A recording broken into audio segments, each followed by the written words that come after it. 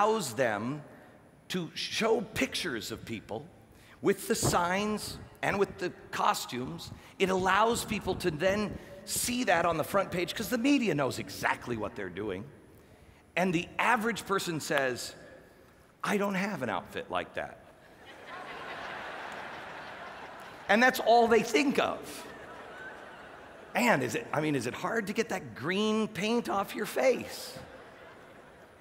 They must hear our message because the message is their message. Not the parties, not the establishment, but Democrats and Republicans and independents. It's all the same. What was the change we were all looking for? You notice it wasn't well defined in the last election. Well, let's define it. An end to out of control spending, an end to the insanity, an end to a growing government that is just gobbling everything up, an end to not listening to common sense from the American people. Trust the American people. They know. We need to be able to reach out to good people on the other side of the aisle. And I don't mean in Washington, I mean in your neighborhood. I personally know a guy who came over to my house, and everybody was swimming in the pool, and he came over to my house, and he said, you're gonna be so proud of me. He is so liberal. I swear to you, he's this close to a communist. And he came over to my house, and he said, Glenn, you're gonna be so excited. You're gonna be so proud of me. I even got an American flag swimsuit. It's a start. And he comes out, and I look at him, and I said, that's the Cuban flag, you dope. He just looked down and went, oh crap, it is. I have friends who are so liberal, blood shoots out of my eyes, but they're good people. They're good people. We must stop allowing the establishment to pit us against each other. I know this is a little like pot calling kettle. I know I'm part of the media establishment. But the answer is never found in the media. It's never found in a politician. It's always found in the American neighborhoods, the American businesses, in our garages. The answer to making Americans so unbelievably efficient and bringing them into a completely new world didn't come from government. It came from a pimply-faced kid in Seattle in his father's garage. It was called Microsoft. The iPad, the iPod, that didn't come from government. That came from a guy named Steve Jobs. Emphasis on the word jobs.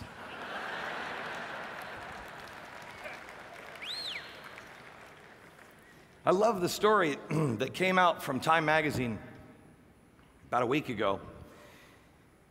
It didn't tell the story of 828, although that's what it was supposed to be about. It talked a little bit about the crowd and how there were 14 people there. And then it said to me, now they've been yelling at me that I'm the leader of the Tea Party movement. Glenn Beck, he's the leader of the Tea Party movement. He and Sarah Palin. No. I'm the leader of the 9/12 Project. No, I had that idea and said, hey, everybody should get together. You're not alone. A lot of people feel like that. I'm not a leader. This particular article was fantastic because it said, Glenn Beck brought all these people together, and then he had no idea what to do with them. He's absolutely no leader. Why isn't he leading? Like, these people are positively schizophrenic.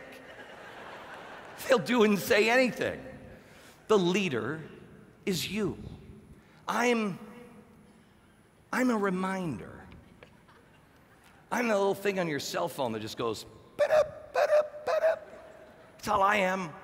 I'm a reminder. I'm here to remind you who you are. and the power that you have, the power of the individual. This is the secret of our country. This is what built us. This is why we're different, because you're different. Each and every one of you has an idea, has a dream, and has the ability to follow that dream.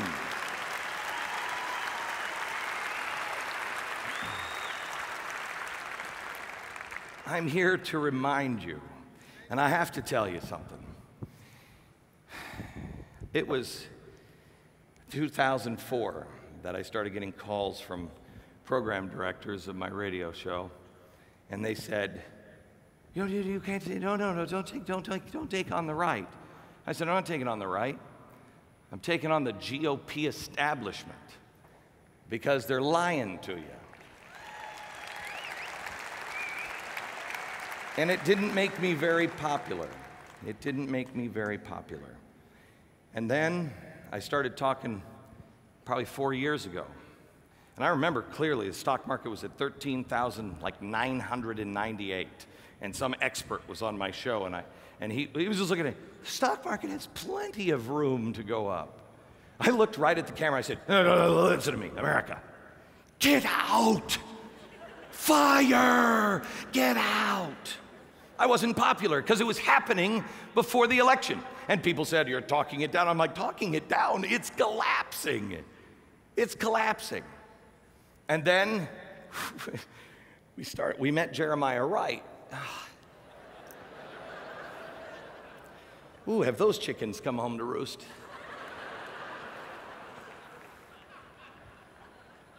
And so I started ringing that bell. I feel like I've been the town crier in more ways than one. I feel like I have just been ringing the bell going, hello, the British are coming, hello. But I have good news for you. America's awake now. Everybody's up.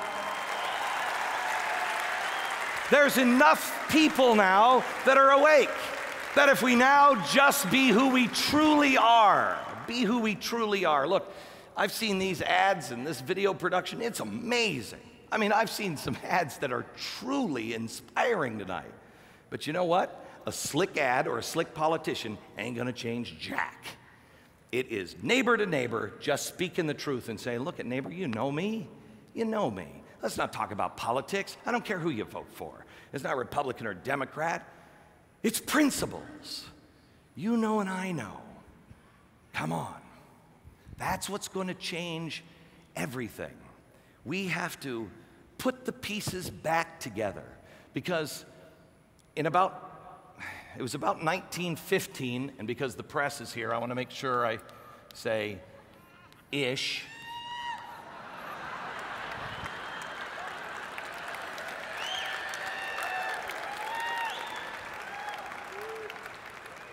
(1915-ish). The progressive movement, the Progressive Party, was Theodore Roosevelt. I challenge you, if you're a Theodore Roosevelt fan.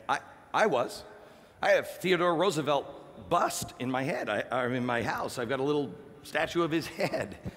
Now I'd really like to have his head, but I have it in my house. I loved him. I thought he was great. You read his words and you're like, that's inspiring. You know what I use a Theodore Roosevelt bust in my house now for? It's a doorstop at my bathroom. I challenge you to read the words of Theodore Roosevelt. Some of them are inspiring. Some of them are absolutely terrifying. He's the guy who started the Bull Moose Party, the Progressive Party. And that is the cancer. So we elect not him because, believe it or not, the American people, remember, trust the American people, they thought he was too far out there. And so they were going to elect everybody's favorite president, Woodrow Wilson. I hate that guy. And Woodrow Wilson, he was the more moderate of the two. He brought us the progressive income tax. He brought us the Fed. He brought us prohibition. What other lovely, my favorite, he brought us the League of Nations. And that's where America said, enough is enough. They were frightened out of their mind. That's why progressives just kind of disappeared.